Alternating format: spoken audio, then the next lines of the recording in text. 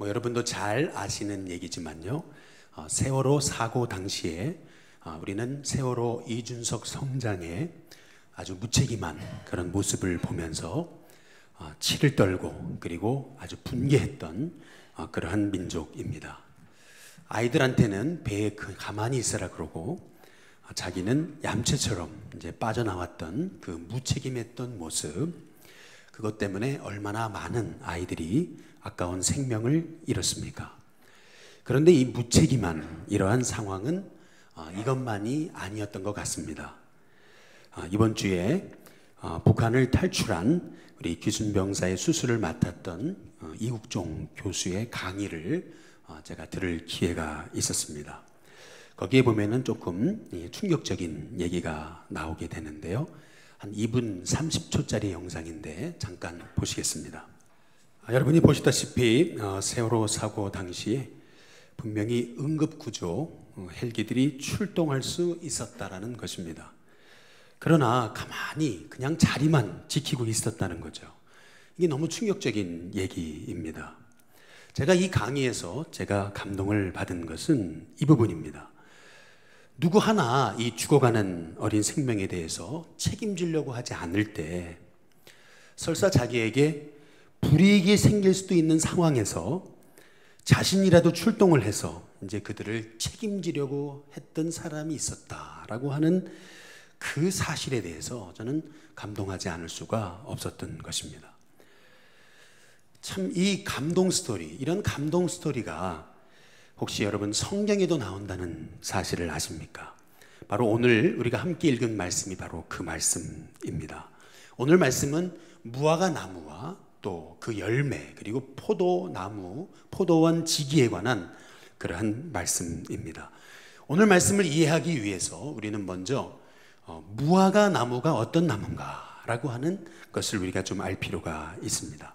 한번 그림을 보시면 이 무화과 나무는 관상나무가 아닙니다. 이파리도 그렇고 가까이서 보시면 나무도 못생겼습니다. 또 나무의 질은 어떻습니까? 나무의 질도 좋지 않습니다. 그래서 제목으로도 쓸 수 없습니다. 곧게 자라지도 않습니다. 그래서 어느 집에 기둥감도 되지 못합니다. 또 무화과 나무는 옆으로 퍼져서 자랍니다. 높이 올라가지 않습니다. 비틀비틀합니다. 그래서 이 무화과 나무는 나무를 위해서 심는 나무가 아닙니다. 이 무화과 나무를 심는 목적은, 포도나무를 심는 목적은 오로지 포도의 열매를 얻기 위해서임과 같이 무화과 나무를 심는 목적은 오로지 열매를 보기 위해서입니다. 만약에 이 무화과 나무가 열매가 없다면 이 무화과 나무는 존재 이유가 하나도 없는 겁니다. 주인이 무화과 나무를 심었습니다. 그런데 이 무화과 나무를 심은 결과가 어떻게 됐죠?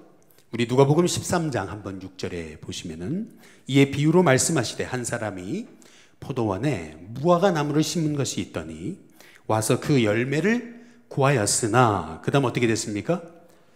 얻지 못했다. 그렇게 말합니다. 무화과 나무를 심고 열매를 기대했는데 열매가 하나도 없습니다. 그러니까 이 포도원 지기에게 주인이 얘기하는 겁니다. 누가복음 13장 7절 말씀 같이 한번 읽어보겠습니다. 함께 있습니다. 시작.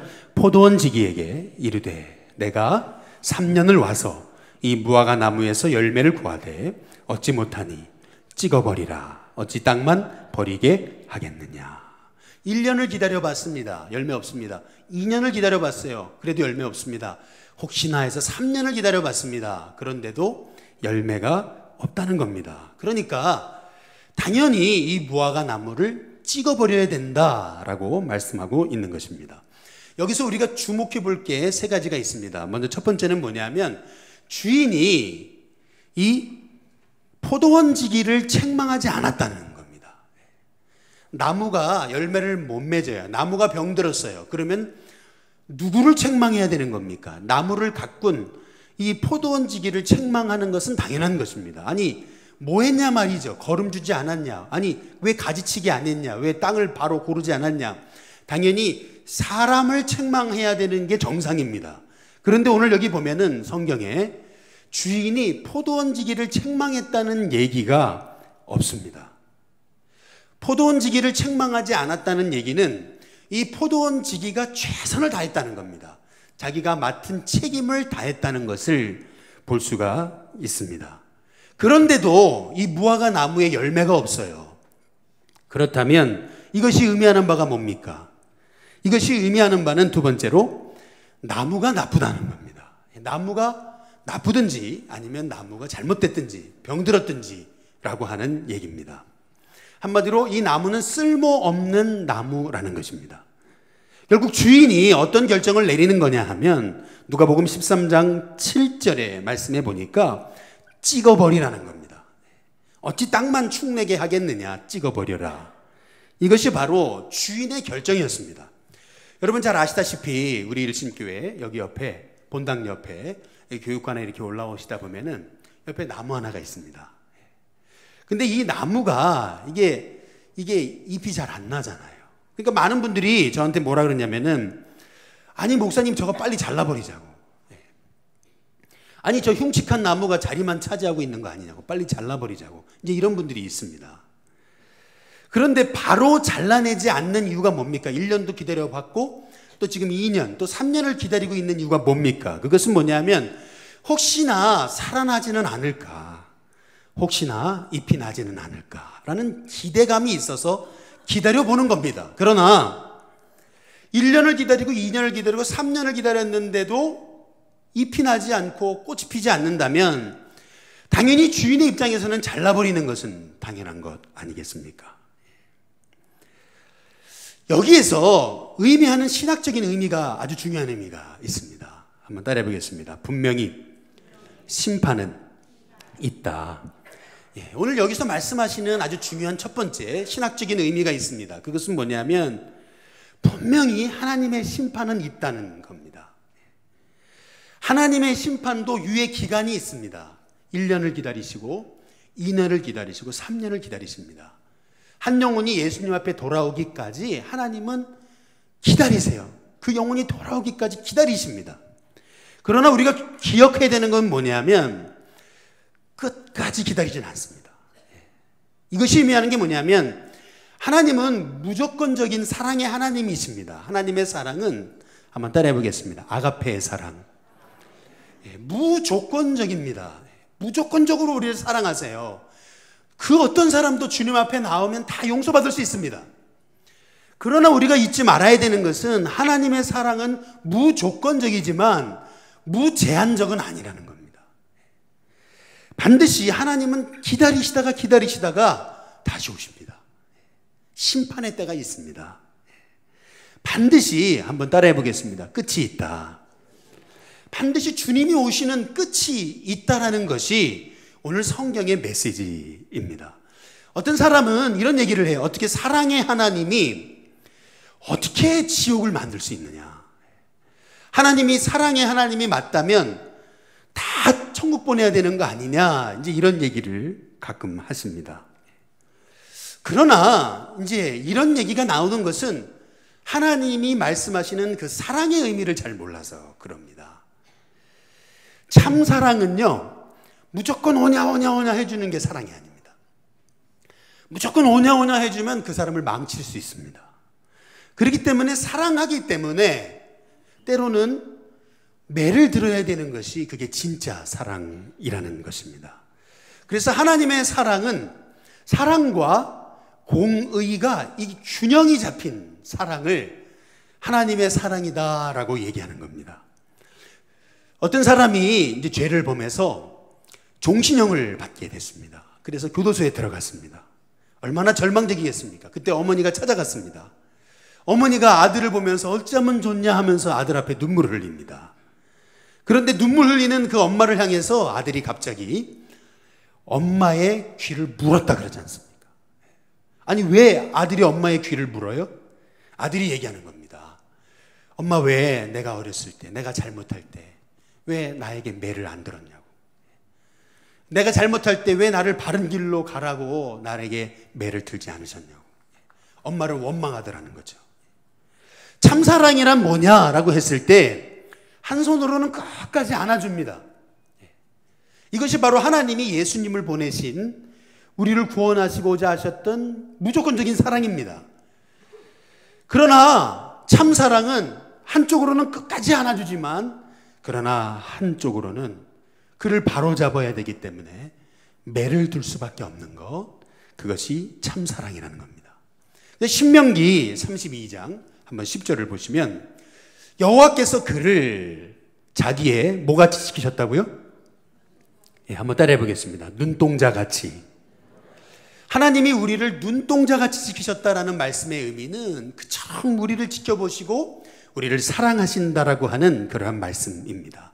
그런데 그 다음 절에 보면은 하나님의 사랑을 독수리와 같은 그러한 사랑임을 말씀하고 계십니다. 우리 11절 말씀 우리 한번 같이 한번 읽어볼까요? 같이 읽습니다. 시작. 마치 독수리가 자기의 보금자리를 어지럽게 하며 자기의 새끼 위에 너풀거리며 그의 날개를 펴서 새끼를 받으며 그의 날개 위에 그것을 엎는 것 같이. 이게 무슨 말이냐면요, 독수리는 새끼를 키우기 위해서 이 절벽에다가 집을 짓고 거기에서 새끼를 키웁니다. 이제 그러다가 때가 되면은 어떻게 합니까? 새끼를 절벽에서 밀치지 않습니까? 그러면 새끼는 깜짝 놀랍니다. 아니, 나를 죽으라고 하는 건가? 그러면서 절벽에서 떨어지면서 어떻게 합니까? 막 날개짓을 합니다. 그때 어미 독수리는 착 내려와가지고 그 새끼 독수리를 탁 안는 겁니다. 받아 없습니다. 그리고 나서 다시 절벽 위에 있는 그 집에다가 딱 데려다 놓습니다. 그러다가 조금 있다가 다시 어미 독수리는 새끼 독수리를 다시 밀칩니다. 그러면 새끼 독수리가 또 떨어지잖아요. 그러면 나 죽는다 하고서 또 이제 이 날개짓을 하는 겁니다. 그렇게 반복을 하다 보면은 이 새끼 독수리는 어느 순간 이 날개에 힘이 생깁니다. 그러면서 날아오릅니다. 그리고 하늘의 제왕이 되는 겁니다. 성경은 하나님의 사랑이 바로 이 독수리의 사랑과도 같다라고 말씀하십니다. 그래서 신명기 32장 거기 12절에 보시면은 여호와께서 그를 그렇게 독수리처럼 인도하셨다라고 그렇게 말씀하고 계시는 것입니다. 참 사랑이란 그래서 사랑하기 때문에 안아줍니다. 안아줘요. 그러나 무조건 우리가 오냐오냐 할 수는 없다는 겁니다. 사랑하기 때문에 다른 한 손으로는 매를 들 수밖에 없다는 겁니다. 그래서 하나님의 사랑은 사랑과 공의가 이렇게 함께 균형 잡힌 사랑이라는 것입니다. 따라서 하나님은 우리를 사랑하셔서 예수님을 보내셨습니다. 우리를 위해서 십자가에 죽게 하셨습니다.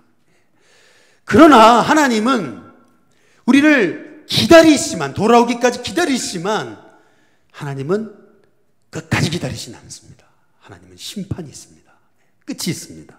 그래서 지금 주인이 말하는 겁니다. 한번 따라해 보겠습니다. 찍어내버리라. 찍어내버려라 라고 말하는 겁니다. 그런데 오늘 그 다음 말씀에 보면 이제 그 다음 말씀이 핵심입니다. 제가 오늘 이 다음 말씀을 말씀드리기 위해서 지금까지 이렇게 장황하게 말씀을 드렸습니다. 누가복음 13장 8절에 보시면은 같이 한번 읽어보겠습니다. 함께 있습니다. 시작. 대답하여 이르되 주인이여 금년에도 그대로 두소서 내가 두릅하고 걸음을 줄이니. 여기 보면 주인은 가서 찍어내버려라 이렇게 얘기합니다. 그런데 포도원지기는 뭐라 그럽니까? 한번 따라해 보겠습니다. 금년에도 그대로 두소서. 주인님 금년 한 해만 더 기회를 달라고 얘기하고 있는 걸 볼 수 있습니다. 이게 무슨 말이냐면 내가 책임지겠다는 겁니다. 내가 한 번만 더 수고해 보겠다는 겁니다. 이 무화과 나무가 열매가 없는 것은 만약에 1년을 더 기다려도 열매가 없는 것이라면 내 책임으로 돌리라는 겁니다. 참사랑이란 뭐냐 하면은 책임지는 것이 참사랑입니다. 남의 책임까지 내가 떠안는 것, 그게 여러분 진짜 사랑입니다. 예수님이 왜 아무 죄도 없으신 예수님께서 왜 이 땅에 육신의 몸을 입고 오셨습니까? 아무런 죄도 없으신 예수님께서 왜 십자가에 죽으셨냐는 거예요. 그것은 바로 나의 죄까지 예수님이 책임지시려고, 나의 죄까지 예수님이 대신 담당하시려고 우리 예수님이 나의 죄를 책임지시고 십자가에 죽으신 겁니다. 수필집에 이런 얘기가 있는 것을 본 적이 있습니다. 그 어떤 어머니가 자기 아이가 어린 아이인데 가만히 보니까 아이가요 강아지하고 노는데요. 하루는 이 아이가요 강아지를요 아주 그냥 개 패듯이 그렇게 이 강아지를 정말 인정사정 없이 그렇게 때리더라는 거예요. 왜 내 말 안 들어? 왜 내 말 안 들어? 그러면서 막 강아지를 때리더라는 거예요. 그 아이의 눈빛을 딱 보는 순간 엄마가 깜짝 놀란 거예요. 야, 애가 왜 이렇게 잔인하냐. 그런데 그 아이의 눈을 딱 보는 순간 이 엄마가 깨달은 것은 뭐냐면 그 아이의 모습이 그 엄마의 모습이더라는 거예요. 저 아이가 저걸 어디서 배웠지? 엄마한테 배운 겁니다. 엄마가 이 아이가 잘못하니까 너 왜 엄마 말 안 들어? 하면서 막 때리고 그러고도 엄마 딸이냐 했던 그것이 생각나더라는 겁니다. 그것이 생각나면서 이 아이를 끌어안고 그렇게 울었다는 겁니다. 자식은 부모의 거울이다 라는 말이 있지 않습니까? 자식에게 이 나쁜 걸 누가 가르쳐 준 겁니까? 부모가 가르쳐 준 겁니다. 누가 책임져야 됩니까? 부모 책임입니다. 따라서 참 사랑은 탓하는 게 아닙니다. 참 사랑은 책임지는 것이 참 사랑이더라는 겁니다. 저는 오늘 세 가지만 여러분께 말씀드리면서 이제 말씀을 좀 정리할까 합니다. 이 목회를 하다 보면은 생각지 못한 일들을 겪을 때가 있습니다. 제가 춘천에 있을 때 하루는 새벽 기도를 마쳤습니다. 새벽 기도를 마치면 통성 기도를 하지 않습니까? 통성 기도를 하는데 저는 맨 뒤에 있었습니다. 그런데 갑자기 이 앞쪽에서 막 요란한 소리가 들렸습니다. 이렇게 보니까 어떤 집사님 한 분이 막 소리를 지르는 거였습니다. 그러니까 설교하시던 목사님이 이제 통성 기도를 인도하시다가 이제 그 분위기를 이제 해결해야 되니까 내려오셔가지고 가만히 계시다가 그 집사님을 향해 소리쳤습니다. 사탄아 물러가라 그랬습니다. 근데 그 순간 집사님이 목사님을 또 아주 많이 쳐다보시면서 했던 말, 네가 뭔데? 그런데 제가 그걸 보면서 뒤에서 가만히 있다가 제가 느낀 건 그거였습니다. 아, 저분이 귀신 들린 게 아닌데, 저분이 저런 행동을 하는 것은 우울증을 넘어서 지금 조울증인 것 같은데 라는 생각을 하게 됐습니다. 그러나 제가 개입할 수 없어서 그냥 뒤에서 기도하다가 그분을 왜 참 안 됐다 생각하고 기도하다가 이제 밖을 나가는데 로비에서 이 집사님을 만났습니다. 집사님을 만났는데 이 집사님이 갑자기 저한테 다가오시더니 하셨던 말씀이 뭐냐면은 목사님 밥 좀 사주세요 이제 이랬습니다. 제가 그때까지 우리 교인이 저한테 밥 사달라는 얘기는 처음 들었습니다.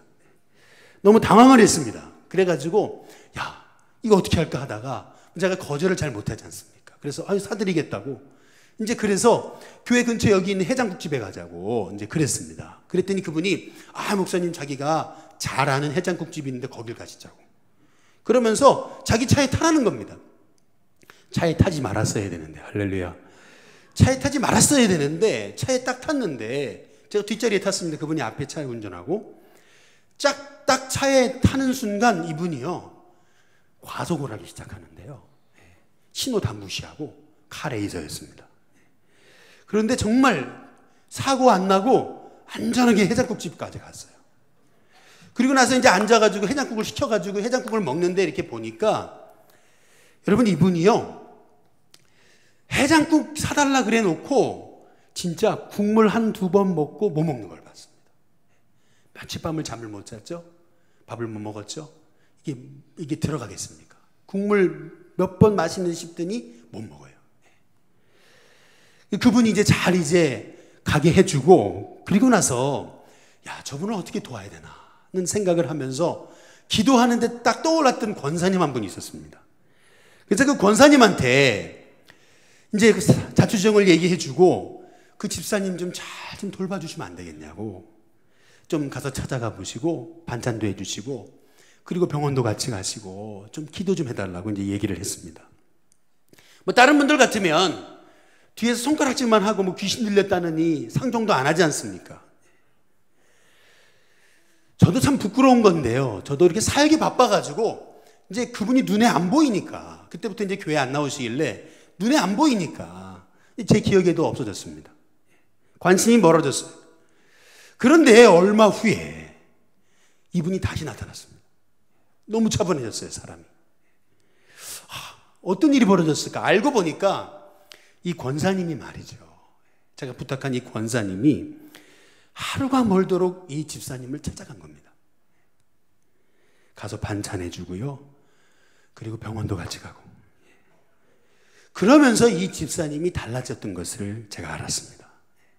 제가 그걸 보면서 제가 생각했던 건 뭐냐면, 야, 저런 권사님 10분만 있어도 우리 교회는 우울증으로 고생하는 분은 없겠다 하는 그런 생각을 이제 해보게 됐던 기억이 납니다.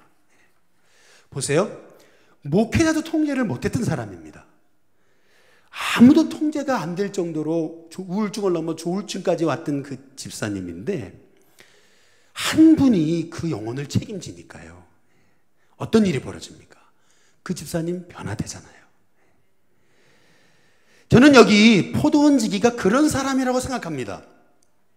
3년이면 많이 기다렸잖아요. 1년도 기다려봤습니다. 2년도 기다려봤어요. 3년도 기다렸어요. 또 주인도 찍어내버리자 그러지 않습니까? 아니, 지금 괜히 한 해만 더 달라 그래가지고 자기가 책임질 필요도 없습니다. 그러나 과원지기는 얘기하는 겁니다. 금년 한 해만 더 기회를 달라고. 내가 책임지겠습니다. 제가 거름 주고 그리고 땅 골라서 무화과나무 열매 한번 맺도록 해보겠습니다. 금년 한 해만 더 기회를 달라고. 내가 책임지겠다는 겁니다. 얼마나 멋있는 말입니까? 저는 요새 이 전도하면서, 야, 이게 세상에도 참 좋은 사람이 많구나. 저는 그런 생각을 요새 하고 있습니다.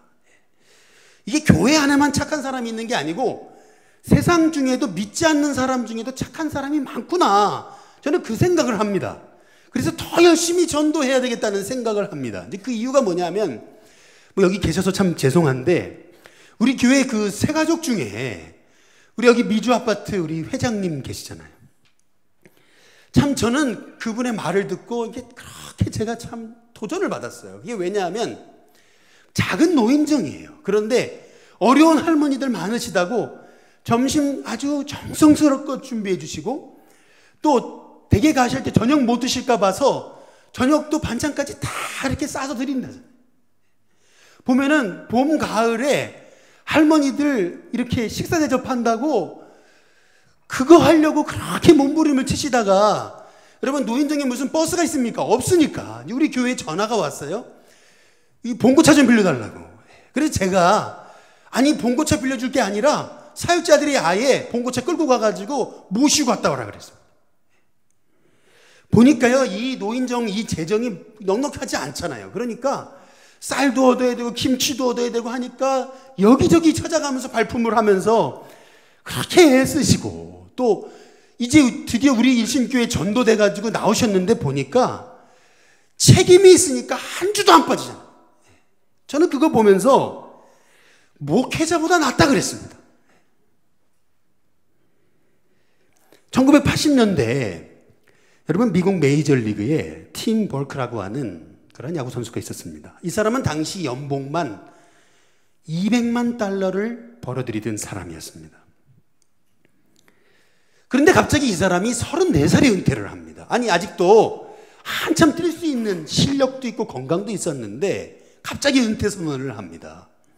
아니, 사람들이 왜 은퇴하냐고 이제 그랬더니, 자기 아이들이 5명인데 이 아이들을 책임져야 된다는 겁니다.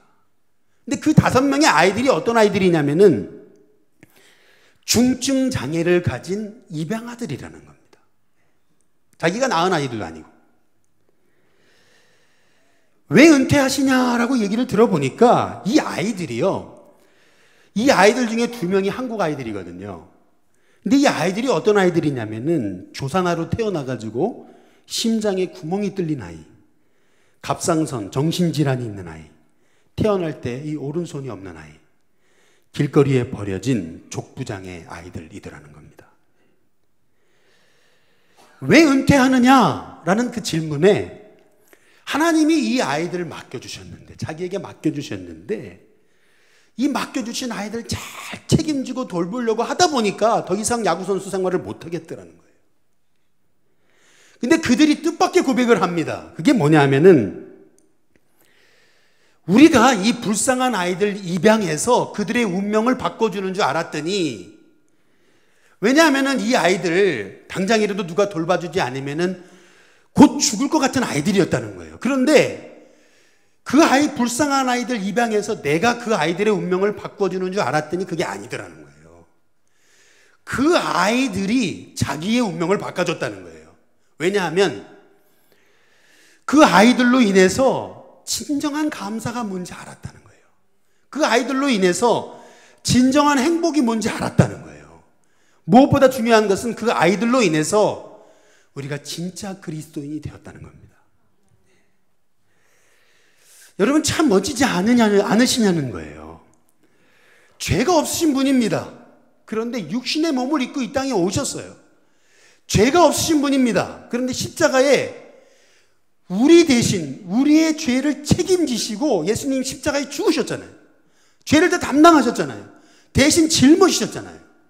마찬가지로 5명의 아이들 누가 시켜서 하는 거 아니잖아요. 자원해서 입양했습니다. 그러고도 그들 책임지겠다고 그 유명한 야구선수 일 포기하잖아요. 그런데 그들을 책임졌더니 내가 그들의 운명을 바꿔놓은 게 아니고 그들이 내 운명을 바꿔놨다. 그들 때문에 내가 복을 받았다. 이게 얼마나 멋진 얘기냐는 거예요. 하나님은 우리 일신교회를 70년 전에 이 서울역 부근에 우리 일신교회를, 남대문 부근에, 여러분 여기 명동 부근에 우리 일신교회를 70년 전에 여기 세우셨습니다. 그리고 지금까지 있게 하셨습니다. 왜 우리 일신교회를 여기 70년 동안 여기 있게 하신 겁니까? 여기 회원동, 후암동, 여기 명동 우리 책임 없습니까? 남대문에 대한 책임이 없냐는 거예요. 죽어가는 영혼에 대한 책임이 우리에게 없느냐는 겁니다. 왜 저를 일신교회 목회자로 부르셨습니까? 우리 일신교회 성도들을 바로 인도하라고 하는, 목양하라고 하는 책임이 주어진 거 아니에요? 그 책임이 있으니까 어떻게 한눈 팝니까? 우리 장로님들 왜 세우셨냐는 겁니다. 왜 세우셨어요? 예배의 본이 되고 신앙의 본이 되고 섬김의 본이 되라고 장로님 세우신 거 아니에요? 그게 장로님들 책임 아니냐는 거예요. 왜 권사님, 왜 집사님을 세우셨냐는 거예요.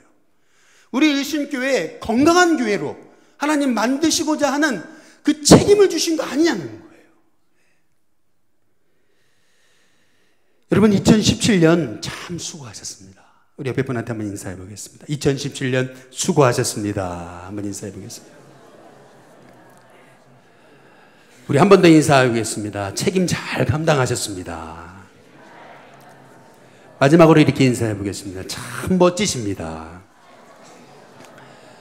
그런데 여러분 제가 한 번 더 부탁합니다. 2018년도에도 여러분에게 맡겨진 사명, 여러분에게 맡겨진 책임 잘 감당했으면 좋겠습니다. 여러분이 여러분의 힘으로 책임을 감당하는 것 같지만 아닙니다.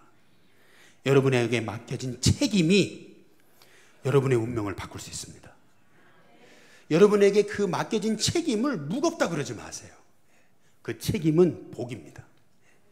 그 책임을 기쁨으로 감당하세요. 그러면 하나님께서는 여러분의 삶에 내 하나님의 일에 대해서 하나님의 마음을 가지고 책임을 지는데 하나님 가만히 있으시겠냐는 거예요. 내 사랑하는 종인데 가만히 있으시겠냐는 거예요. 정말 하나님께서 맡겨주신 주님의 일을 여기 포도원지기처럼 금년에도 한 해만 더 기회를 달라고 스스로 책임졌던 이 포도원지기와 같은 하나님의 종들 되시길 주님의 이름으로 축복합니다.